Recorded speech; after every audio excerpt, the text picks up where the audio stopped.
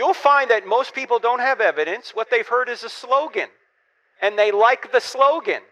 But if you ask them for evidence for the slogan, they don't have it.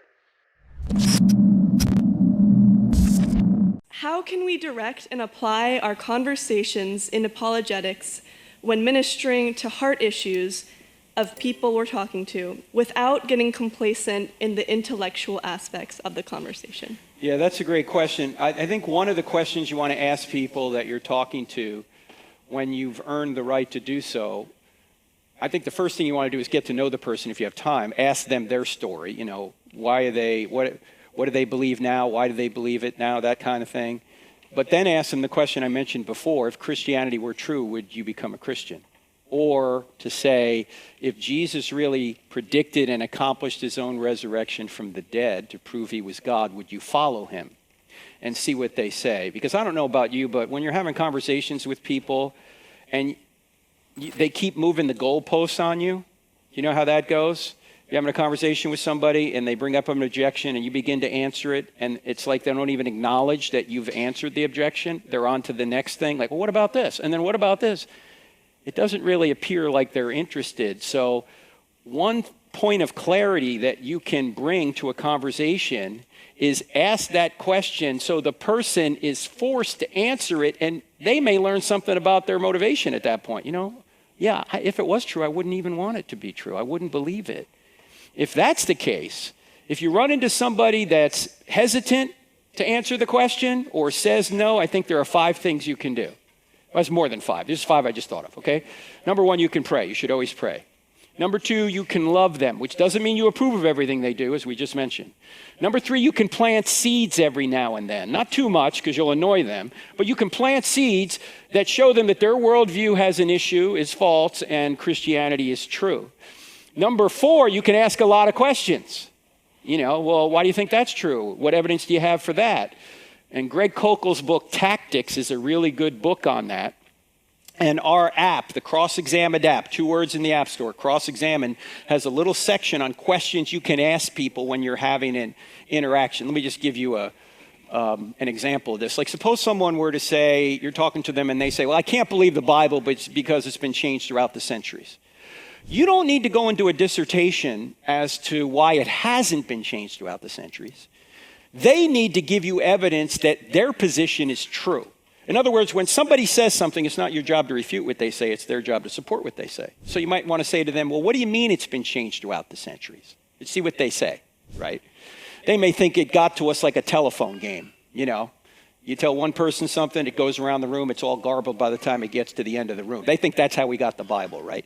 Second question, how did you come to that conclusion? Or what evidence do you have for that position? You'll find that most people don't have evidence. What they've heard is a slogan, and they like the slogan. But if you ask them for evidence for the slogan, they don't have it. And so how did you come to that conclusion, or what evidence do you have for that position? That question just lays bare whether or not they have evidence for their position. Most people don't.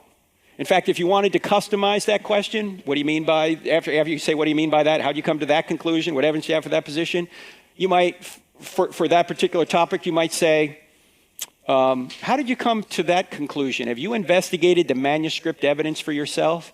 I guarantee you the person's not going to say, well, yeah, just last night I was up reading a book about the Byzantine line of manuscripts, right? Nobody's going to say that. They've just heard a slogan. Now, the third question you can ask is your opportunity to provide some evidence back. And it starts with, have you ever considered? Which is just a nice way of saying, I'm going to give you some evidence. Have you ever considered that we didn't get the Bible like the telephone game? The way we got the Bible is that people who were eyewitnesses or knew eyewitnesses wrote down what they saw, and then after those original documents were written down, many of them were copied, and we have almost 6,000 handwritten Greek manuscripts from the New Testament and many more in other languages. And when you compare all those manuscripts, we can reconstruct the original with more than 99% accuracy, okay? Now, those questions, what do you mean by that? How'd you come to that conclusion? Have you ever considered? You can use for anything, ladies and gentlemen. I mean, parents, you can use this on your teenagers. Like, for example, if you get a phone call one night from your son, he said, Dad, I'm not going to be home by 11 like you wanted me to. Don't panic. First question, what do you mean by that? Second question, how'd you come to that conclusion? Third question, have you ever considered if you're not home by 11, you're grounded for 2 weeks? Be right home, Dad. By the way, husbands, never try these questions on your wife. Because if she calls you an idiot, don't say, what do you mean by that? How'd you come to that conclusion? My wife's going to have a list 39 years long, all right? Now, the fifth thing you can do is you can wait. What do I mean by wait? Not everybody is right where you are right now in terms of their spiritual journey. I mean, sometimes people ask me, Frank, how come you don't get upset with people that are rude at the Q&A mic and they don't agree with you? I say, why should I expect them to agree with me? I mean, I'm 62 now. When I was 22, I didn't agree with my 62-year-old self. So why should I expect somebody else to agree? You shouldn't expect anybody to agree with you. They're in a different place right now. That's fine. Everyone's on a journey, right? You're not where you were 5 years ago. Hopefully you're closer to Jesus now. So don't expect everybody to agree with you right now. It's a process. But if you wait and that person does become interested in Christianity, it's probably going to be through tragedy. Why? Because sometimes you only look up when you're on your back. If a tragedy happens, it happens to all of us at some point, and that person suddenly becomes interested, your phone's going to ring and that person's going to be on the other end. They're not going to call their atheist friend when things go bad. What's the atheist going to say? There's no rhyme or reason to life. These things just happen. Get over it. No. They're going to call you a person of spiritual depth because you've done those 5 things, right? You prayed. You loved them. You planted seeds. You asked questions. You waited. And then they're going to call you. When the student's ready, the student will summon the teacher. So I think if you do those 5 things, ask the big question first. If it were true, would you become a Christian? And do those 5 things, I think you have a shot. All right? Thank you. Thank you.